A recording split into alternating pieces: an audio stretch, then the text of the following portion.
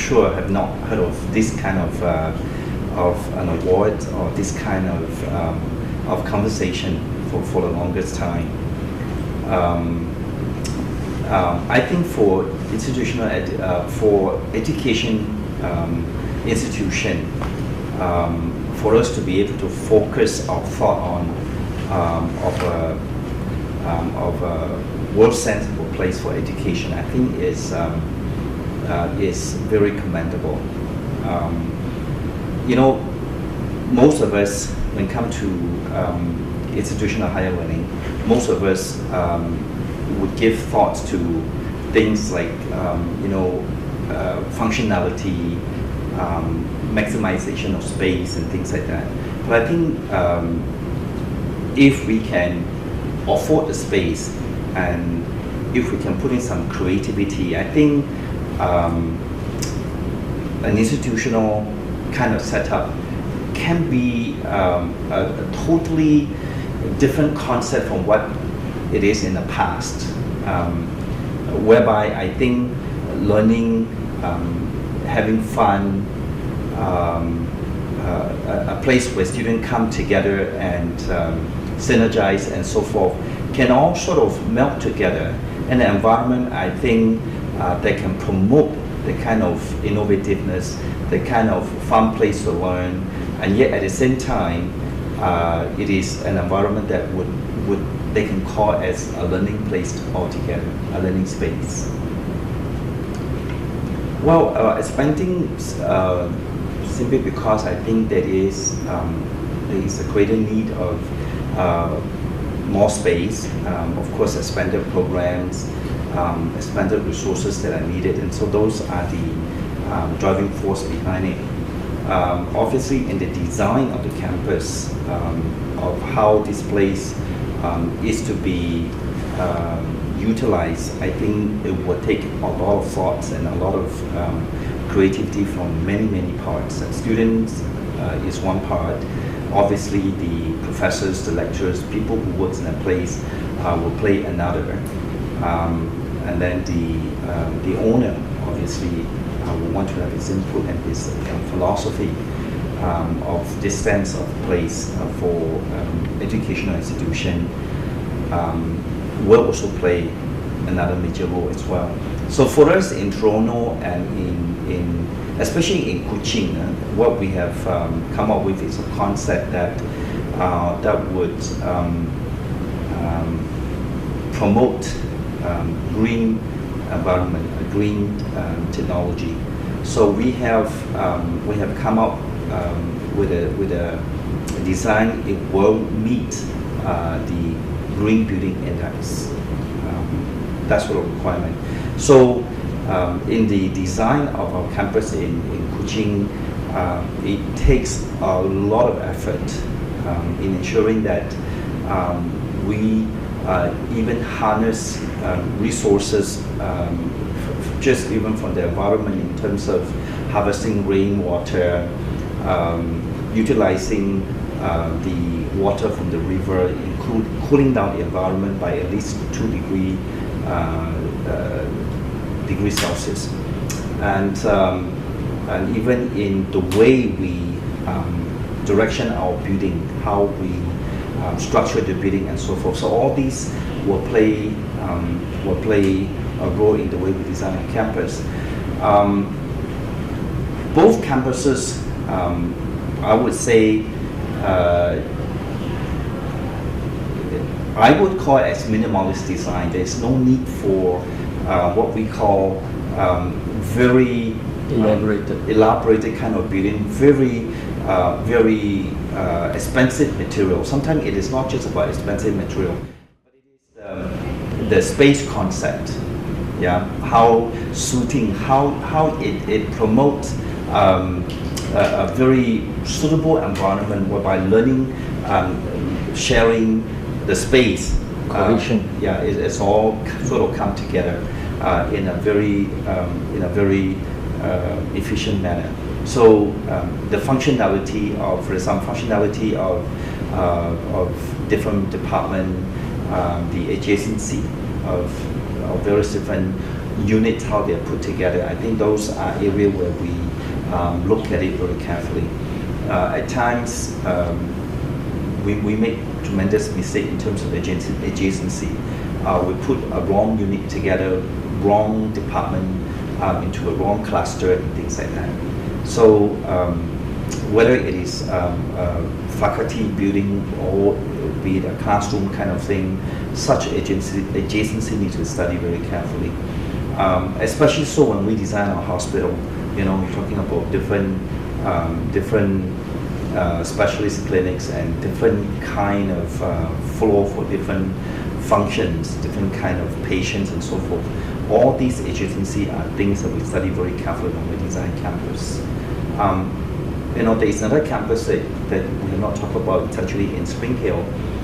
Spring Hill would be a very unique design campus because we have a lot of features there. We have resorts, we have convention center, hospital, international school, and then a education theme park.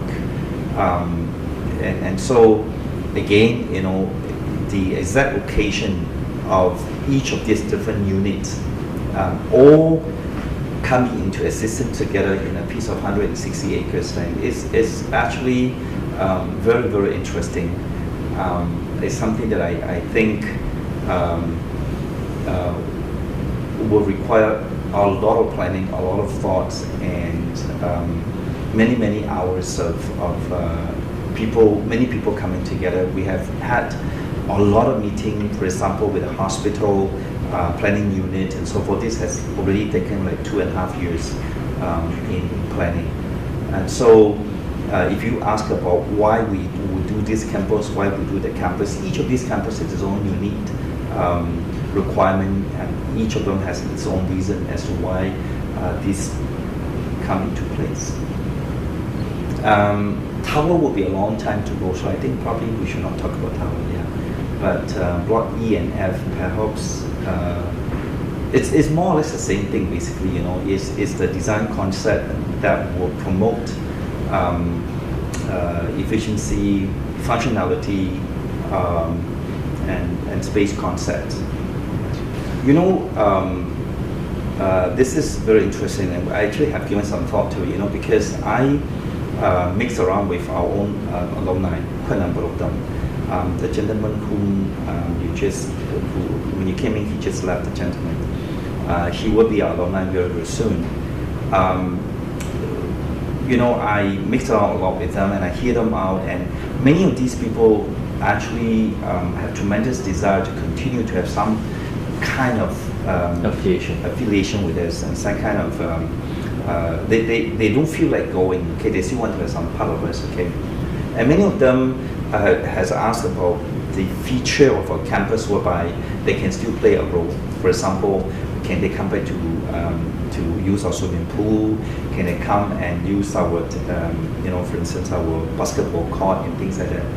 So the system that we have in terms of our card system, right, and the security system in terms of campus design itself, sports kind of facility, we have to look at security issues. We have to look at not just the security in terms of outsiders coming in terms of student safety and stuff like that. So all this has got to do with campus design as well, because if a building is designed in such a way whereby sports facilities and so forth, if things are too intermixed and so forth, then you will find it difficult for students who have graduated to become part of the system. We'd also have community want to be part of us, okay? People who have come and who have rented our facilities, such as our University Hall, or the examination center, or performing places and stuff like that. So all of these we need some amount of thoughts in to make sure that the community can have a part, alumni can have a part, and yet it does not put any threats or any security issues to the university. So I very much agree with what you just said, that university is actually a place where we need to promote that. Yeah, so it is a place where I think people should have should have that belonging, a sense of a place where they want to be part of it, and it had to be inviting, attractive to them. So design or bidding also will need to bring that kind of flavor. Say for example, you look at now many places that this kind of walk, like this street, different kind pedestrian. of, I don't know what to name them, okay, but there's so many of them, and this sort of feature actually is inviting.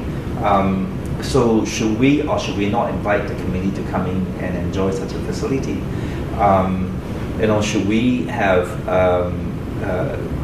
fun fair and things like that, where community can play a part in the university? Because university is not supposed to be secluded. University is not supposed to be heavily guarded or to be gated and things like that. So what is the design? What is appropriate? What is something that everyone can have a part of, in terms of the communal kind of feeling. So especially in a place like this, okay, in a place like Center of Cheras, city campus, you need to really think through carefully. If it is a rural area that is a bit away from city, then I think it's a different kind of requirement. Then it's a different setting. So in a city center, because land can be expensive, building can be expensive. So how do we do it in order to maximize the utilization as well? So just tremendous of considerations. I like to be able to say that we have thought that kind of thing through, but the real fact is no. In the beginning, we don't have that kind of direction. Because in the early days, we started in 1986, right? So we don't really quite have that. But as we go along, and we begin to realize there's certain message or certain thing that we want to project and portray to our students. So we begin to renovate and to change, begin to redesign and so forth. I think the concept of a sense of a place of that along that kind of direction in the early days was not so much evident, right? So we have started to now, of course, the last 5-6 years started to begin to think of that kind of thing and to ensure that there is such a consistency in all our campuses. And so we now begin to even look at some of the older blocks of building. What can we do to make sure that that we're communicating consistent messages and so forth? Yeah, we do. You were right to say that we want to make our students to be very, very market ready, to be ready to work. We have now included a lot of subsidiary kind of thing into the campuses to make them like corporate-like. In fact, this campus is designed to include a lot of subsidiary companies, and of course, the university has gone through tremendous phase of expansion, and so more and more of subsidiary are being driven out of the campus right now, although it was designed for them. But that consistent theme of allowing students to experience the real world environment, a place where we call Praxis Center, is what we want to continue to advocate. And so UCSI University is a Praxis University. What it is basically a place where professor, students alike, they must all be practitioners of their own right. So if they are engineers, they should be able to practice as an engineer within the environment. If they are medical doctors, then they are supposed to practice as medical doctors in that kind of environment. So we are to provide the kind of environment. So if you go to Spring Hill, you will see hospital in the environment. And there's a medical center here, just towards the end of this block, there's a medical center. There's a hotel at the back of this block. I'm sure you can see it. And then in the south wing, you will see a few blocks coming up. We have Block F, which is which will also house a very corporate-like kind of a chancellery area, which should be able to finish in about 18 months. And there will also be a group corporate office whereby students will be able to come and see how in a corporate world how this is like. Even in the way we set up our faculty buildings, our faculty offices are very corporate-like. Yeah. So this is the praxis concept kind of theme, or if you want to call it DNA, that would be our DNA. Yeah. We are very thankful. We are we feel blessed that our effort has been recognized. I feel, every bit of encouragement is powerful.